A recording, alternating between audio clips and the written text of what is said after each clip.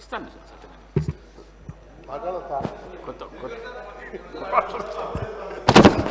అడుగుతున్నా మళ్ళీ లేచి గొడవ చేయగలరు.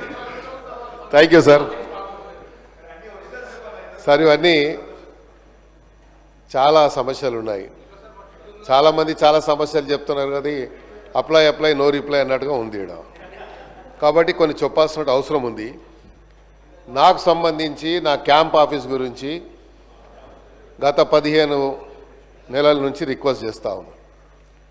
ఆశ్చర్యంగా ఏంటంటే మేము అడిగిన క్యాంప్ ఆఫీస్ గురించి రెవెన్యూ డిపార్ట్మెంట్ దగ్గర సమాచారం ఉండదు, జిహెచ్ఎంసీ దగ్గర సమాచారం ఉండదు. మా నియోజకవర్గంలో ఒక ఈద్గా గ్రౌండ్ ఉంది, రోడ్ నెంబర్ 10లో ఈద్గా గ్రౌండ్ ఉంది అధ్యక్ష. ఆ ఈద్గా గ్రౌండ్లో సిపిడిసిఎల్కి మన ఒక సబ్స్టేషన్ గురించి ల్యాండ్ అలాట్మెంట్ ఇచ్చారు. అక్కడ ఇప్పుడు రంజాన్ నడుస్తుంది, ఈద్గా గ్రౌండ్ అది.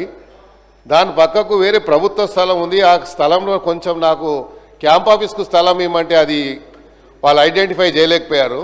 సబ్స్టేషన్కు నేను లోకల్ ఎమ్మెల్యే ఉంటే నా నాలెడ్జ్ లేకుండా నేను ప్రివిలేజ్ నోటీస్ ఇస్తే కూడా యాక్షన్ తీసుకుంటారో లేదో అని చెప్పి మీది చెప్తా ఉన్నాను. ఎందుకంటే ప్రివిలేజ్ మోషన్ ఇచ్చేటువంటి నాకు నా హక్కు ఉంది కాబట్టి, నా ఫండమెంటల్ రైట్ కాబట్టి నేను చెప్పొచ్చు. కానీ నా ప్రమేయం లేకుండా, నా యొక్క ప్రెజెన్స్ లేకుండా అక్కడ ఫౌండేషన్ వేశారు. నేను పోయి నా రెగ్యులర్ స్టైల్లో పలగొట్టాను పోయి. ఎందుకంటే ఇక నాకు వేరే ఆప్షన్ లేదు కదా సార్. ఆప్షన్ ఉన్నప్పుడు అంటే వేరే తీరు చెప్పొచ్చు. సో మరి మంత్రి గారు ఉన్నారు కాబట్టి, భట్టి గారు ఉన్నారు కన్సర్న్ మినిస్టర్ కాబట్టి వారి నోటీస్ తీసుకొస్తున్నా అధ్యక్ష. ఇక తర్వాత చెప్తా ఉండు రాదుబాయి సార్. రెండోది అదే చెప్తున్నా, నోట్ అంటారు తర్వాత నోట్ అంటారు రిప్లై వస్తుంది. అబ్బాయి నువ్వు చూడలేదా సార్? ఇంకోటి, నేను రీసెంట్లీ ఒక గవర్నమెంట్ స్కూల్కి వెళ్ళాను అధ్యక్ష.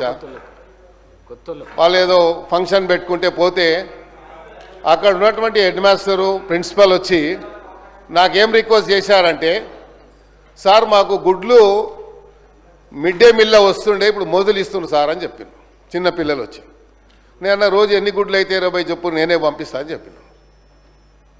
మరి ఆ పిల్లలకు మనం ఇవ్వాలి కదా అధ్యక్ష గుడ్లు, అది ఒకసారి ఆలోచించండి. రెండోది, ఆ స్కూల్స్లలో ఆర్ఓఆర్ ప్లాంట్స్ పెట్టమని చెప్పి నేను నా బడ్జెట్ కూడా ఇచ్చాను.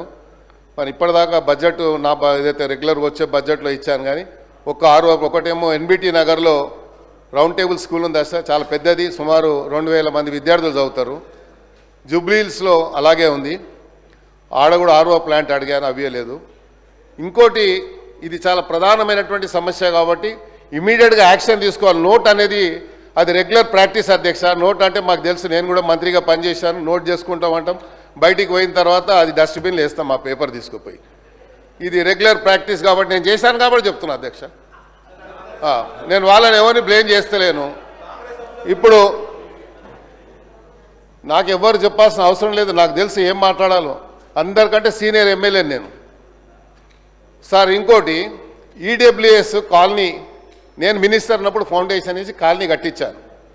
ఆ ఈడబ్ల్యూఎస్ కాలనీలో ఒక వ్యక్తి వెంకటరెడ్డి అని 5-6 ఇండ్లు వాళ్ళకు కొంచెం డబ్బులు అప్పు కింద ఇచ్చి అన్ని ఇండ్లు లాక్కొని 6 ఫ్లోర్లు వేశారు. నేను complaint zonal commissioner complaint with pictures court ఆర్డర్తో సహా పంపించాను.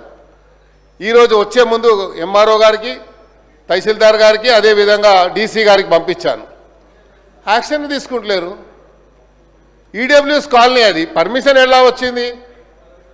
ఇక్కడ కిట్టుకు ఏంటంటే మా దగ్గర ఉన్న టౌన్ ప్లానింగ్ ఏసీపీ చిన్న పేపర్స్ పెట్టుకున్నారు. మొన్న ముఖ్యమంత్రి గారు చెప్పారు వారి కన్సర్న్తో. అలాంటి వాళ్ళు ఏం చేస్తారు, వాడే సొంతగా స్క్రీన్ ప్రింటర్ దగ్గరకు ఈ పేపర్ తీసి ఇక్కడ ఇల్లీగల్గా కన్స్ట్రక్షన్ ఫోటో తీసి అది సీసీపీకి ఒకటి ఏసీపీకి ఒకటి పంపిస్తాడు. దీని మీద యాక్షన్ తీసుకుంటారు. మళ్ళీ వాడు కాంప్రమైజ్ అయిపోయి బిల్డింగ్ కట్టేస్తాడు. ఇది నడుస్తుంది కాబట్టి దయచేసి మీ సీరియస్ మ్యాటర్స్ ఇవి కాబట్టి ప్రభుత్వం తీసుకురావాలని బాధ్యత ఉంది కాబట్టి చెప్తా ఉన్నాను. మీరు అదే నోట్ చేసుకుంటారు, రెగ్యులర్గా చెప్తారు కాబట్టి అది మీ ఇష్టం, నేనేం దాన్ని చెప్పలేను. కాబట్టి ఇలాంటి ఎవరైతే సోషల్ మీడియాని మిస్యూజ్ చేసుకొని ఇలాగా అందరినీ బ్లాక్మెయిల్ చేస్తూ ఉన్నారు, ఇది చాలా హైదరాబాద్ సిటీలో చాలా పెద్ద ఎత్తున నడుస్తుంది. బిల్డర్స్ని చేస్తున్నారు, అట్ ద సేమ్ టైం డిపార్ట్మెంట్లో ఉన్నటువంటి జిహెచ్ఎంసీ అధికారులు అయితే వణికిపోతారు వాళ్ళతో.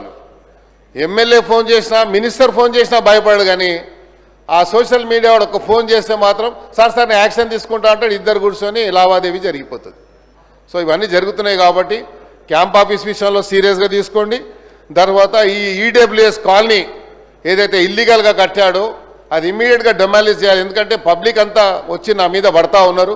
క్యాంప్ ఆఫీస్ లేకుండా నేను హైదరాబాద్ సిటీలో ఉంటా కాబట్టి వందల మందితో డైలీ ఇంటరాక్షన్ ఉంటుంది అధ్యక్ష. వాళ్ళని కూర్చోబెట్టుకోవడానికి కూడా మనకు ఇబ్బంది అవుతుంది. కాబట్టి నా క్యాంప్ ఆఫీస్ గురించి కూడా దయచేసి మరి నోట్ చేసుకుంటారని చెప్తారు కాబట్టి మీరు ఒక డైరెక్షన్ ఇవ్వండి. Thank you. గౌరవ మంత్రి గారు. అధ్యక్ష, సభా నియమావళి ప్రకారం 0 అవర్ ఏ ప్రభుత్వంలో ఉన్నా ఎవరి ప్రభుత్వంలో ఉన్నా అదే నిబంధనల ప్రకారంగా జరుగుద్ది. ఇది కూడా నోట్ చేసుకోవటం జరిగింది అధ్యక్ష. డాక్టర్ రాజేశ్వర్ రెడ్డి గారు.